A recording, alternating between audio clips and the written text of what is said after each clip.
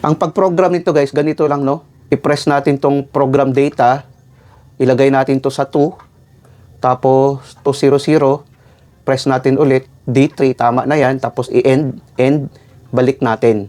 Yun ang unang program. Pangalawang program, i-press natin to, ilagay natin to sa 4.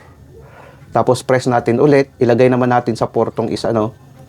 Ganun lang, 4, tapos press ulit, D3, press natin ulit, mag-end, ilagay natin sa 60. Pag mayroong object na dadaan dito, gagana ngayon ang motor natin. Tapos ngayon, pag makasense naman itong isa, mamamatay. Kung makikita natin, no? Ayan, namamatay ang motor. Mayroon kasing nag-comment dito, guys. Ang sabi niya, babasahin ko lang yung comment niya, no? Sabi niya kasi, pang testing lang yan, huwag kayo kumuha ng idea dyan. Kung gusto nyong matuto, mag-experience kayo sa planta na electrical maintenance kayo. Kasi doon kayo makakuha ng idea. Walang ganyang diagram sa mga machine o makinarya kahit bumili pa kayo ng machine na finished product. Walang ganyang diagram. Huwag nyo sundin ang mali.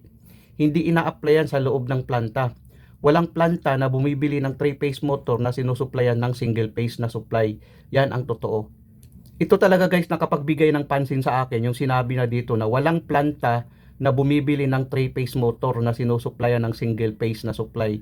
Yan ang totoo. Pero ang realidad guys, sa planta namin, meron kaming single phase na power supply tapos 3 phase ang sinusuplayan naming motor sa aming conveyor. Nakakabit siya sa BFD namin sa variable frequency drive. Pero ang realidad guys, mali itong sinabi niya eh.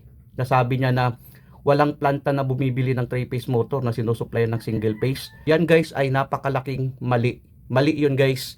Ito, ipapakita ko sa inyo no. Ito kasi, single phase ito ang supply oh. Kung makikita natin, dalawang linya yan dito. I-off muna natin, no? Para makita lang. Ito, dalawang linya lang yan, eh. Ito, dalawang linya to. Single phase yan. I-off natin, no? Ito, single phase ang supply nito, guys. Tapos ngayon, 3 phase naman dito sa baba. Sa output natin, 3 phase. Tapos papunta yan sa motor natin. Ang 3 phase ang motor natin, single phase ang power supply sa BFD. Kaya yung sinasabi niya, guys, talagang sabi niya, wag kayong maniwala. Lumalabas, wag niyong paniwalaan yung video ko. Yun daw ang sabi. Ako nga, pinapatunayan ko kasi na yung video ko informative. Ngayon, kung pasinungalingan niya, hindi rin ako papayag. Kasi ito na kasi yung binlog ko guys na kinabit natin sa sensor. Ngayon, pagganahin natin ang motor para makita din ng mga baguhan, no? Kung paano natin pagganahin. Kasi ito nakakabit to sa sensor eh. Para makita lang niya na yung sinasabi niya, mali yun. Papatunayan ko lang guys na lahat ng video ko informative. Kung mayroon mang kulak o lapses sa mga pagkasabi ko, pagpasensyahan nyo na ako. Pero lahat tinuturo ko sa ikabubuti ng mga baguhan. Kaya nga pinagsikapan ko na magiging content creator sa larangan ng electrical para makatulong sa mga baguhan. Ngayon pagganahin natin, try natin no. Ayan no, gumana yung motor. Single phase ang power supply niyan, 3 phase ang motor. Tapos pag i-off naman natin dito, nag-o-off din ang motor natin no. Ayan o, nag-o-off din ang motor. Kung makikita natin. Kung makasense, gagana ang motor natin. Tapos ngayon, kung makasense naman dito, mamamatay. Igano natin o, para makita natin. O, kung makasense ito, ayan o, namamatay yung motor natin. Ang payo ko lang sa mga baguhan, kung mayroon kayong dapat i-clarify, magtanong muna kayo. Huwag muna kaagad kayong mag-conclude. Pero sa mga basher, ay papatunayan ko talaga na ang video ko ay informative. Tutol ako dun sa sinasabi niya, dun sa comment niya.